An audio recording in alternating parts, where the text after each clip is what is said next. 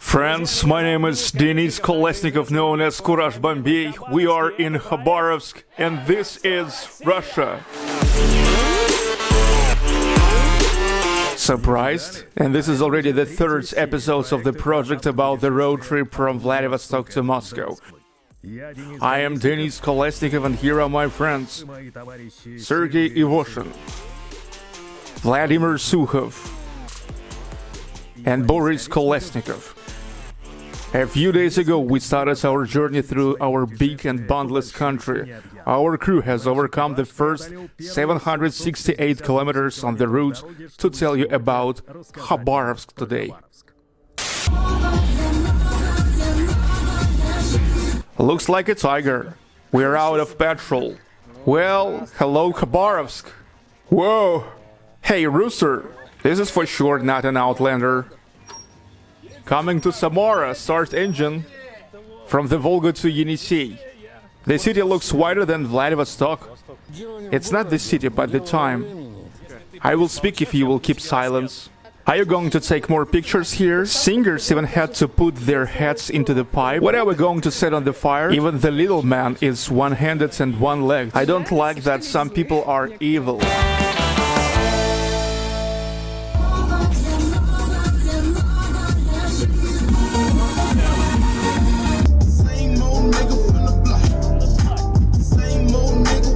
Well, we are halfway to Khabarovsk, having a little halt.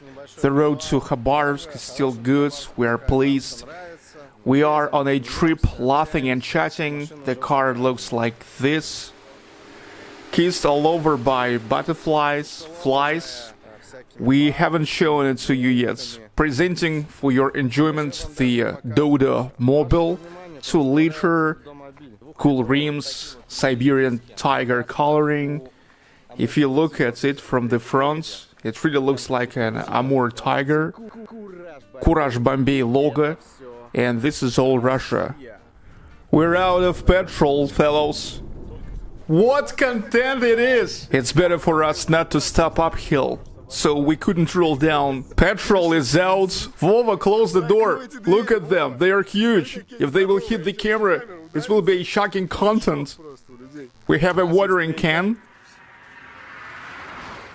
What if you don't comment on this so optimistically? There's nothing funny. Boris just missed the petrol station, and we didn't make it to the next one. Yeah, that's for sure a mid-grade. That old lady told the truth. Well, leave a little bit for the future. Boris, tell me, how's the road? The road is far, 568 kilometers and 300 meters are behind us. Do you like nuts, Boris? We couldn't miss the town of Ussuriysk on our way. This is the city usually associated with tigers, taiga and deputy Nalivkin. We didn't meet him, it was not a visiting day. But instead of it, we had a bite in Dodo. Visited the town stadium where Vova's grandfather played football 50 years ago and delivered some gifts for old friends from Samara. Wave your hands for Anatoly Vostradimov. He was a football player here in his youth. Well, hello Khabarovsk. Finally we got here. Over 700 kilometers and we are here in the second city of our journey. It was our first serious trip from Vladivostok to Khabarovsk. 4 men in 1 car and 12 hours on the roads. Of course, the first thing we did after checking in was going to a bar. There we were met by classy Sveta and Timur. Guess what I'm going to drink now? Coffee or beer?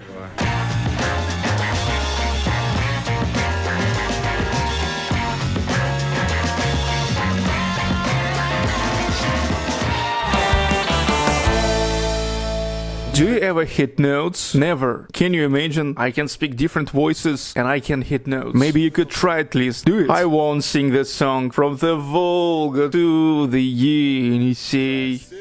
Россия, you're my Россия. From the Volga to the Yenisei. Khabarovsk is a story about 300 sunny days a year and up to 90% humidity. Everywhere are hills, taiga, small villages and rivers. And China is just an hour away by ship. The city itself has interesting and specific architecture, its contrast and wide. By the way, check it out yourself.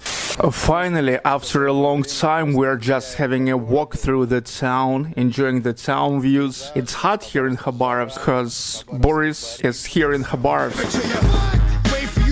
The town looks wider than Vladivostok, wide prospects, solid buildings, obviously of the Stalinist period, empire style, columns, everything is so massive. The city itself is beautiful, but all this slopes up and down like in Vladivostok and San Francisco. There are points in the town not far from center from where you can really see China. Before lockdown, ships traveled daily, so that was normal for Khabarovsk residents to board a ship, ride for 3 hours and get to China. Do Chinese come here the same way? Yes, there are many Chinese here now as well as in Vladivostok. Yes, there is a big Chinese, Japanese and Korean population here. It's pretty big. As for me, my grandpa is Chinese too, but still I have a Slavic face, although my grandpa is a Chinese. And that's a common story. Food and real estate prices are high here, although locals say that salaries are almost average. Food prices are a bit surprising. Water, for example, this small bottle costs almost 43 rubles. This one is a bit cheaper, almost 40 rubles. In the European part of our country, such bottle costs 12-15 rubles. So that's a really big difference even for water. We are in the dairy section. 1 liter of milk costs about 90 rubles. That's much more expensive than in middle Russia. This is a typical Khabarovsk brickwork, red and gray bricks. Many buildings here are made of them. This is our typical Russian-Chinese brickwork. Is it typical only for Khabarovsk? It is typical for the whole Far East, but in Khabarovsk it really has a big scope, because there were quarries near Vladivostok and we had none, so bricks were carried from across the Amur. Look, there's a sign. I will tell you if you will shut up. Are you sure? Yes, how can I tell you about if you're always starting to speak? Active cameramen are worse than anybody. They are worst of all. Half-century old, right? Yes, it's Chinese bricks. You're touching Chinese bricks, and that's Russian bricks. Chinese again, now Russian. Please, don't comment on this. I wonder if this thing is also from those days. I suppose yes. Are you going to take more pictures here?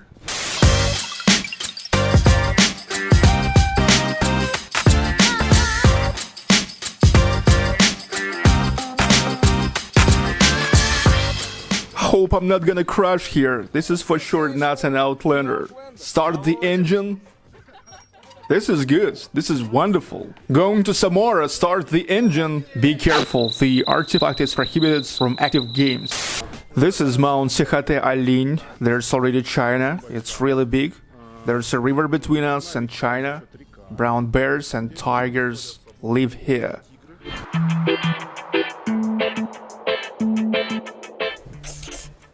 Whoa! The most interesting thing about this man that you may already know is that it's him who signed the Act of Alaska sale. And after that he was drawn at the 5,000 rubles bill. That's all you need to know about this man. Warmest salutations, hello, good afternoon. Good afternoon, guys. Good afternoon. Hey girls, hi, what's up? Here they are reading a book. That's a good deal. Respect. Cool, I've got everything. Welcome to our museum, the world of talking machines. My name is Eugene, this is my husband Andrei. Our family founded this museum. Hello, Denis.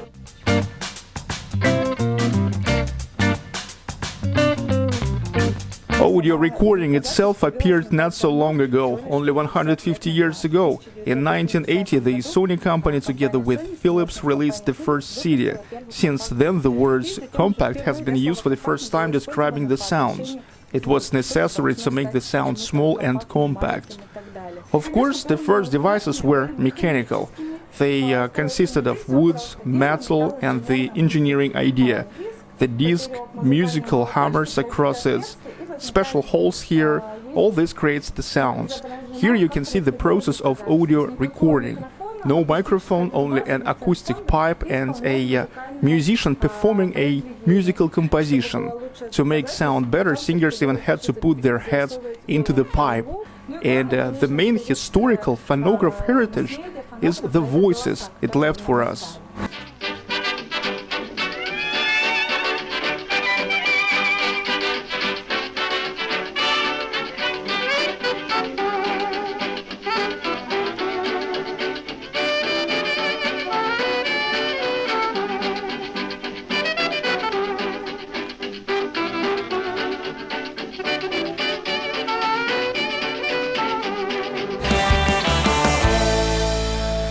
My name is Tselikova. I'm a founder and head of a contemporary art center in Khabarovsk. We started creating it in 2018, and we make contemporary art closer to the Far East and Khabarovsk because our remote location influences everything that happens here. What is the main difficulty for you, the young creative people? How do you think? It is the creative environment, I think. There is no one single place. That's what we have now. Zhenya calls it a cluster and I call it creative environments. And now, mostly due to Zhenya and observatory creation, people started uniting and some art culture appeared in the town. All those things that were formed earlier in neighboring Vladivostok now are starting to appear here in Khabarovsk. And I see culture is growing here and the creative environment is developing. What are we going to set on fire? Actually, yes, when I was 5, I burned my grandpa's dacha. After that, it's a piece of cake to burn a painting. It will be called a black tear. How? A black tear. A black tear?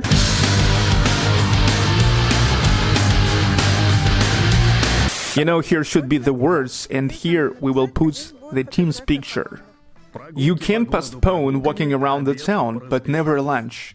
In a town coffee house, we had a meeting with guys who told us about the state of local business affairs. It's difficult to say because I think that if it is not your calling, you will face difficulties in every place. And if it goes like clockwork, you will have success in every city. You know, it came out naturally. We just rented a coffee machine first, bought milk on credit. We paid rent only after we had some money from an event. I mean, we had almost zero money and we took everything on credit, sold out products and only then paid off and made some money for ourselves. We've already told many times about our starts, how we did it and what we did first. We told how to launch a startup without any investments, and many people said that it worked not only with coffee houses but with any other businesses. In other words, if you're a tailor or if you make videos, for instance, you can really start doing this with anything you have today. And if you feel you're on the roll and you've already found your first 10 clients and you've made money from them, so you can start scaling slowly. I'm shooting, the cameraman shooting us shooting. Why do you love Khabarovsk? It's a neat and nice town, and I know many people from the West living here who like it. Where exactly from the West? Well, Chelyabinsk, for example. First of all, I was born here. Secondly, it has changed a lot since I've lived here. For the better, of course. What has been changed exactly? Building construction, expansion, the embankment was reconstructed. Well, the town is nice. Actually, Khabarovsk is very nice, all the squares and boulevards. I like its beauty in some places, its sincerity, some cozy places, some people here are kind. Certainly there is something you don't like about the town. Yes, there is. Let's be honest. Yeah, to be honest, I don't really like that all the cars in the town are outrageously dirty after the rain. I don't like that some people are evil. Roads, high prices. Yeah, high prices. If you had an opportunity to travel to any city in Russia, which city it would be? Maybe Krasnodar, Vladivostok. I'd like to travel through the golden ring of Russia. It's not the city, but the time. I would like to go back to the 70s in Vladivostok. St. Petersburg, Kazan. I don't know why, just so. There's the Church of the Flying Spaghetti Monster. I would never thought there's a coffee lemonade, but it's cool. It's a coffee lemonade, don't think I'm drunking. I feel like it's my birthday today and all my friends gathered together for a party.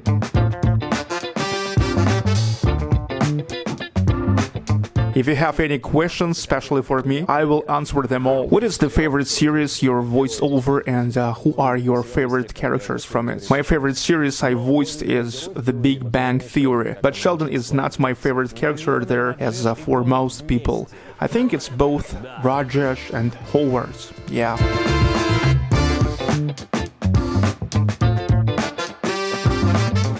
How long does it take to voice over a 20 minutes episode? I need about an hour to voice a 20 minutes episode. First of all, I voice every character with different voice timbres, starting with Rajesh, then Howard. And after that, I should voice every character with its own voice timbre. So I need about an hour to voice a 20 minutes episode.